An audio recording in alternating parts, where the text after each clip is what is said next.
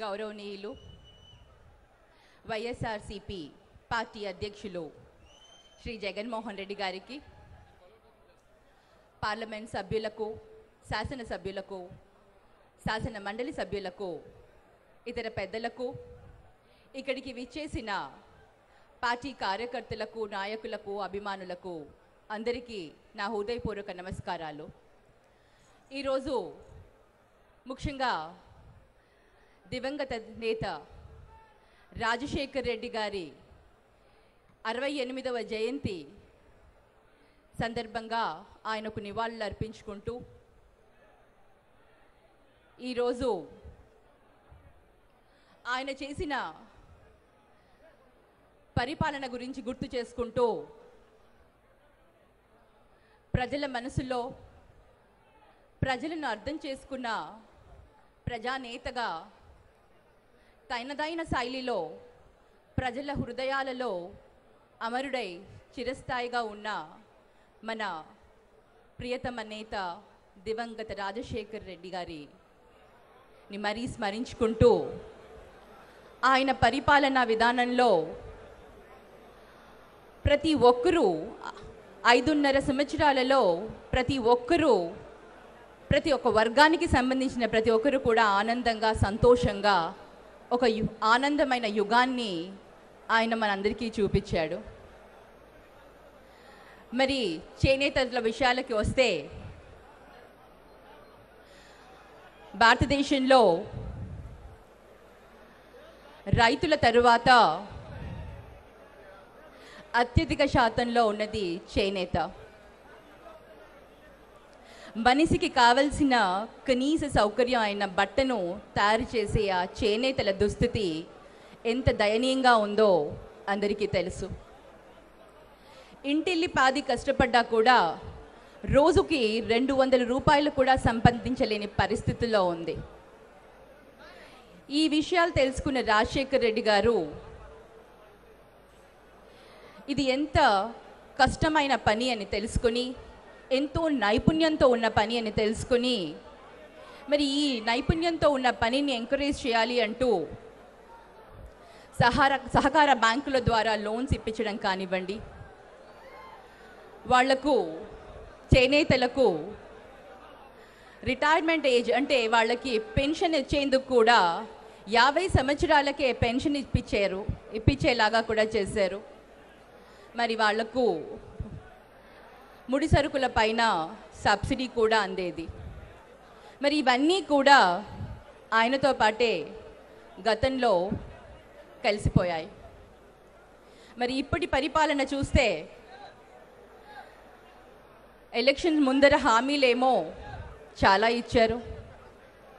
మరి ఆ హామీలను చదువుకుంటూ వెళ్తే కనీసం ఒక హాఫ్ అన్ అవర్ అన్నా పడుతుంది, ఒక అర్ధగంట అన్నా పడుతుంది. కనీసం వాళ్ళు చేనేతలు అని తెలుసుకునేందుకు గుర్తింపు కార్డులు కూడా లేవు. చేనేత సహకార సంఘాల భవనాలకు ఆస్తి పన్ను మినహాయింపు అన్నారు. జరీ పైన విధించిన వ్యాట్ రద్దు అన్నారు. చేనేత కార్మికులకు బ్యాంకు రుణాలు మాఫీ చేస్తామన్నారు. ప్రతి ఒక్క కుటుంబానికి 1.5 లక్ష వరకు ఉచిత ఇల్లు, వర్క్ షెడ్ కట్టుకునేదానికి సహాయం చేస్తానన్నారు. చేనేత వస్త్రాలు విక్రయించేందుకు 30% రిబేట్ ఇస్తానన్నారు. మరి చేనేతలకు ప్రత్యేక ప్యాకేజీలు, చేనేతలకు ప్రత్యేక ఫండ్స్, ఇలా రకరకాలుగా హామీలు ఇచ్చి మరి ఏ ఒక్కటి కూడా ఆ హామీలు అమలుపరచని పరిస్థితుల్లో ఉన్నారు. మరి ఆర్థిక సమస్యలతో ఆత్మహత్యలు చేసుకుంటున్న చేనేత అన్నతమ్ముళ్లను ఆదుకునేందుకు కూడా ప్రభుత్వం ముందుకు రావట్లేదు. ప్రతిపక్ష నేత అయిన జగనన్న విషయానికి వచ్చిన, ఆయన నోటీస్కి వచ్చిన ప్రతి ఒక్క కుటుంబాన్ని పరామర్శించి ఆర్థిక సహాయం అందించిన మన హృదయమున్న అన్న జగనన్న. మరి ఒక్కసారి మనం ఆలోచించాలి, ప్రభుత్వంలో లేకున్నా కూడా ప్రజల సమస్యలపైన స్పందిస్తూ తన వంతు సహాయం చేసుకుంటూ ఆర్థిక సహాయం చేసుకుంటూ చేనేతల్ని ఆదుకుంటున్న వైఎస్ఆర్సీపీ పార్టీ అధినేత ప్రభుత్వం వస్తే ఎలాంటి పరిపాలన అందిస్తారో మన అందరం ఊహించగలుగుతాం. మరి ఇటువంటి పరిస్థితుల్లో వైఎస్ఆర్సీపీ పార్టీ కొన్ని తీర్మానాలను తీసుకొని వచ్చింది. ఈ తీర్మానాలందరినీ కూడా అందరూ వీటికి మద్దతు ఇవ్వాలి అని సహకరించాలనేసి కేంద్ర ప్రభుత్వం ప్రకటించిన అనేక పథకాలు కాగితం వరకే పరిమితమయ్యాయి. ముఖ్యంగా 11 రకాల బట్టలు కేవలం చేనేతలు మటుకే వాటిని నేయాలి అని ఎప్పుడైతే ఒప్పుకున్నారో వాటిని అవి మిల్లుల్లో కూడా అదే విధంగా నేసి బయటికి వస్తున్నా కూడా వాటిని అరకట్టని పరిస్థితిలో ఇప్పుడు ప్రభుత్వం ఉంది. మరి ఈ చేనేతల కోసం విభాగాన్ని ఏదైతే 11 రకాల బట్టల్ని ఏదైతే పెట్టారో దాన్ని తప్పకుండా దాన్ని అమలు చేయాలని తీర్మానం చేయాలని నిర్ణయించుకున్నాం. అలాగే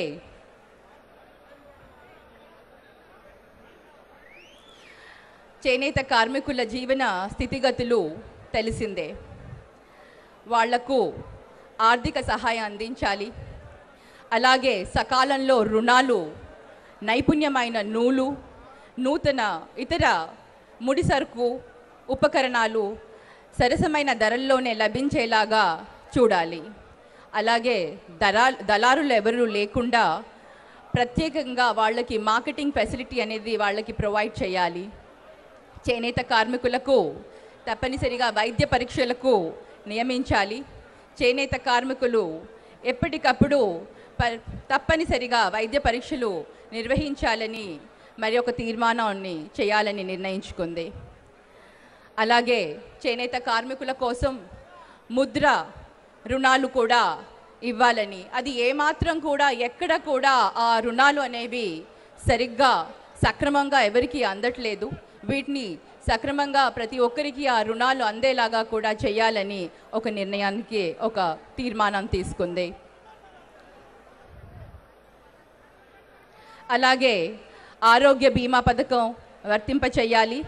గతంలో చిలుపు నూలు, రంగులు, రసాయనాలు సబ్సిడీ ధర మీద చేనేతల వర్గాలకి ప్రభుత్వం అందించేది.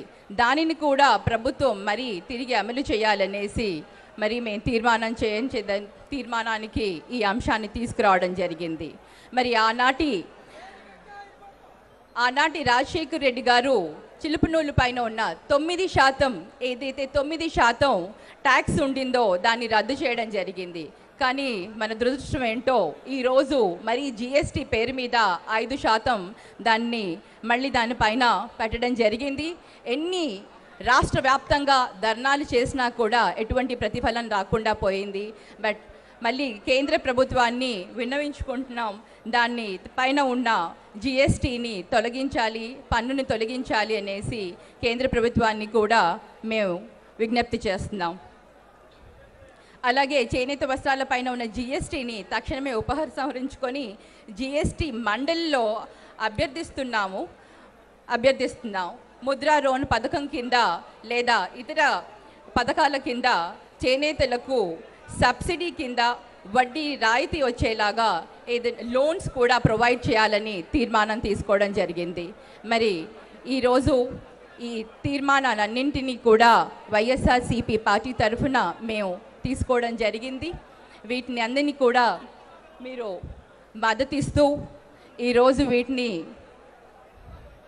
మద్దతిస్తూ అందరూ సహకరిస్తారని ఆశిస్తూ నాకు ఈ అవకాశం ఇచ్చిన పెద్దలందరికీ కూడా ధన్యవాదాలు తెలియజేసుకుంటూ ముగిస్తున్నాను. Thank you.